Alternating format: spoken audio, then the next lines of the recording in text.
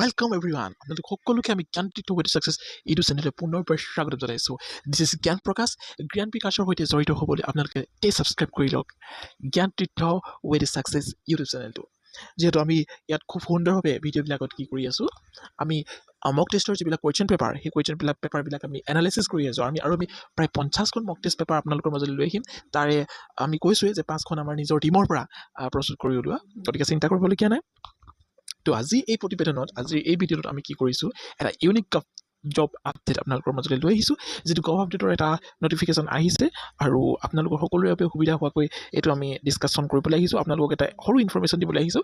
গতিকে আমি সকলোৱে গম পাইছোঁৱে, যিহেতু থাম্বেল আৰু আমাৰ টাইটেলত লিখাই আছে, তো ইউকো বেংকৰ পৰা এটা জব নটিফিকেশ্যন ওলাই আহিছে। তো সকলোৱে হয়তো গম পাইছে। তো গতিকে কি ধৰণৰ জব নটিফিকেশ্যন ওলাই আহিছে, কেনেকুৱা ধৰণৰ জবটো, তো সেই বিষয়ে আমি ডিটেইলছত আলোচনা কৰোঁ ব'লক, ঠিক আছে।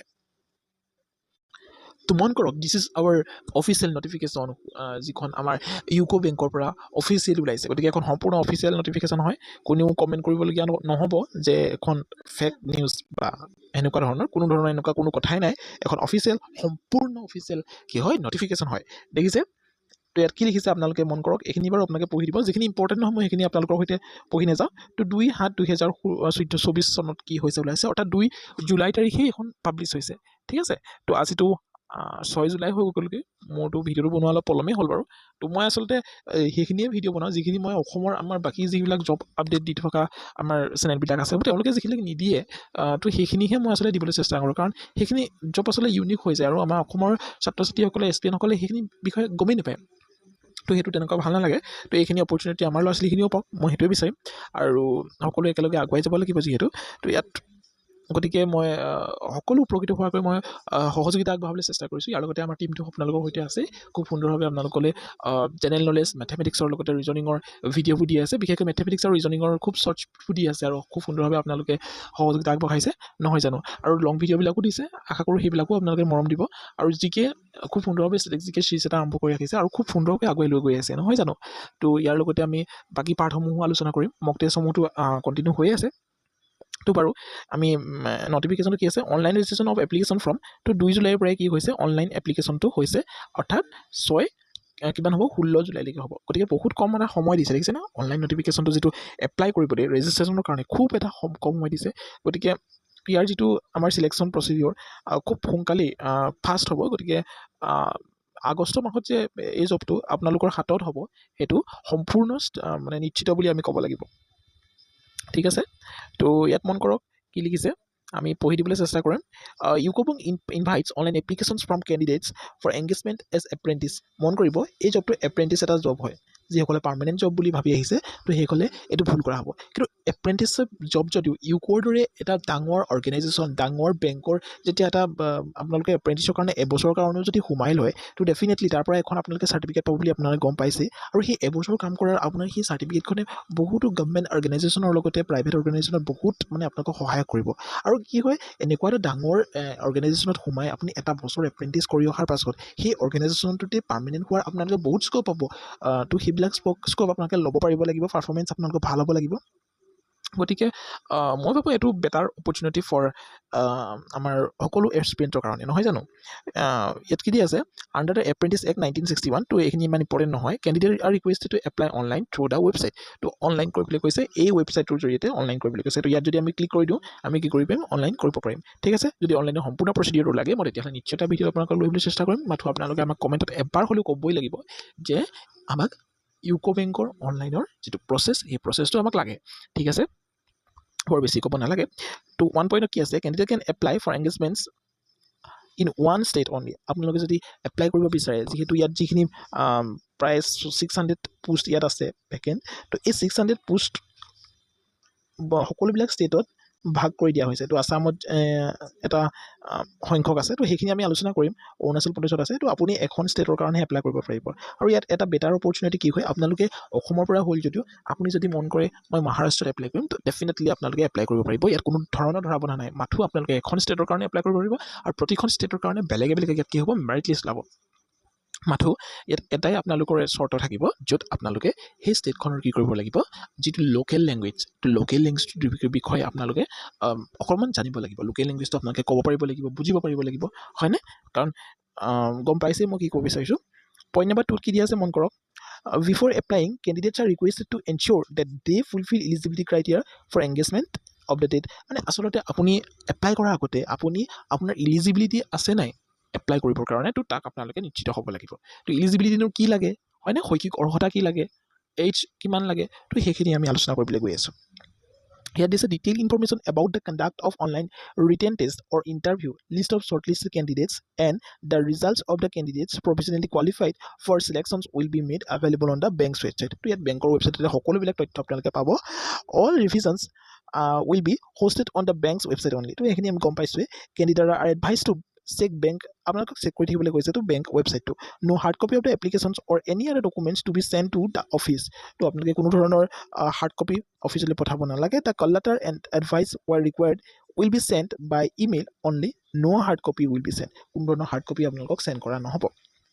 তো ইমেইলৰ যোগেৰে আপোনালোকক কি পাব আপোনালোকে আপোনালোকৰ এডমিটটো পাব তো পাছৰ পৰ্যায়ত আমি আলোচনা কৰোঁ তো ইয়াত কি দিয়া আছে চাওক ষ্টেট ৱাইজ কিমানখিনি পোষ্ট আছে সেয়া দিয়া আছে তো অসমৰ আমাৰ অসমখন এখন দেখিছে তো অসমৰ এছ চিৰ কাৰণে এটা পোষ্ট এছ টিৰ কাৰণে দুটা পোষ্ট অ' বি চিৰ কাৰণে 6টা পোষ্ট ই ডাব্লিউ চিৰ কাৰণে 2টা পোষ্ট আৰু ইউ আৰৰ কাৰণে 13টা পোষ্ট অৰ্থাৎ 24টা পোষ্ট এটা ভাল পোষ্ট আছে নিশ্চিতভাৱে মন কৰিছে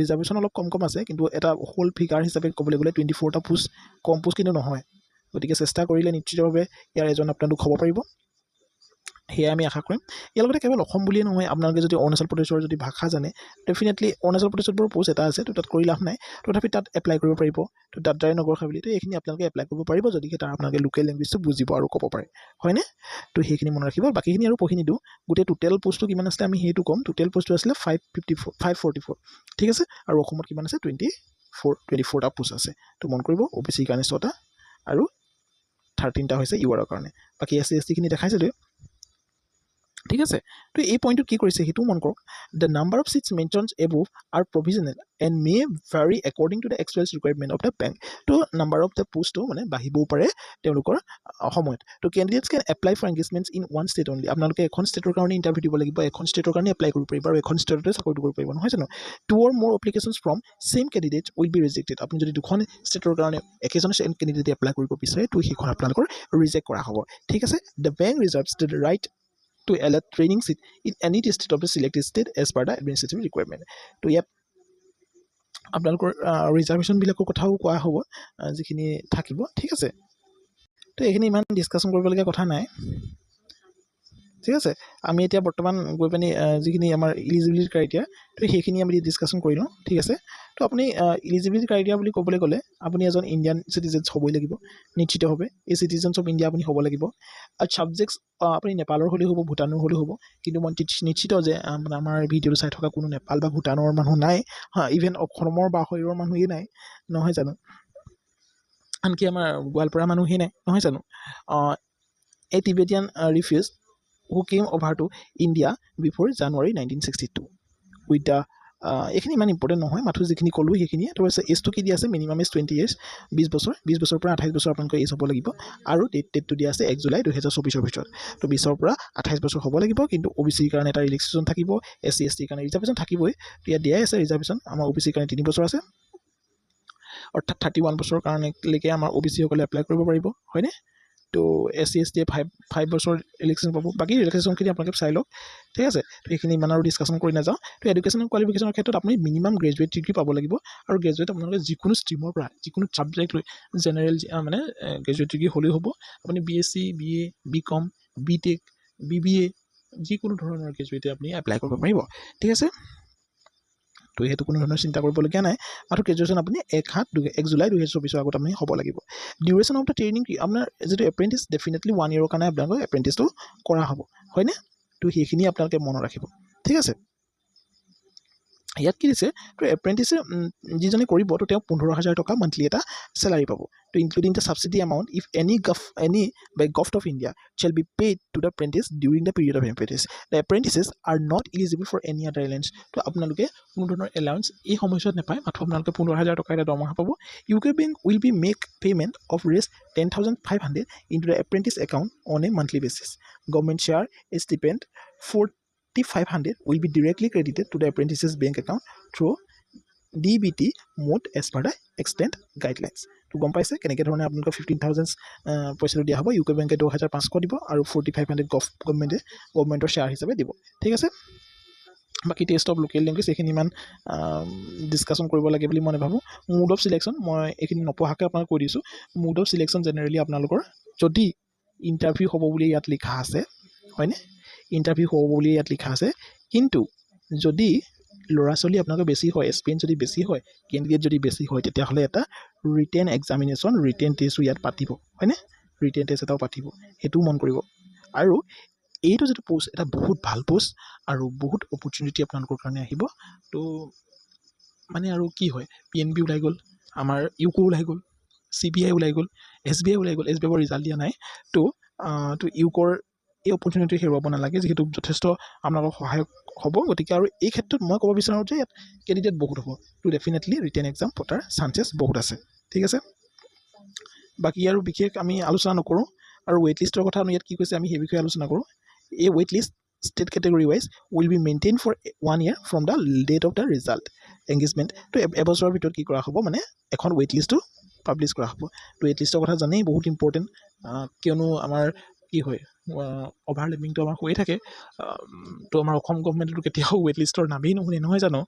কিন্তু ইউকো বেংকে সেইখিনি মানিছে। তো ৱেইট লিষ্টখন আচলতে লাগে। তো ডেফিনেটলি সেইটো এটা অপৰচুনিটি আপোনালোকৰ কাৰণে আছে। ঠিক আছে। বাকীখিনি আৰু তেনেকৈ ধৰণে আলোচনা কৰিবলৈ নাই। যদি কিবা জানিবলগীয়া আছে আমাক কমেণ্ট বক্সত জনাব। আমি নিশ্চিতভাৱে আপোনালোকক কমেণ্টৰ আৰু ৰিপ্লাই কৰিবলৈ চেষ্টা কৰিম। হাউ টু এপ্লাই ইয়াত দিয়া আছে। আমি যিখিনি যদি আপোনালোকে বিচাৰে হাউ টু এপ্লাই, আমি এটা ডাঙৰ ধুনীয়া ভিডিঅ' আপোনালোকে লৈ আহিবলৈ চেষ্টা কৰিম। ঠিক আছে। তো আজিলৈ ইমানেই। তো থেংক ফৰ ৱাচিং।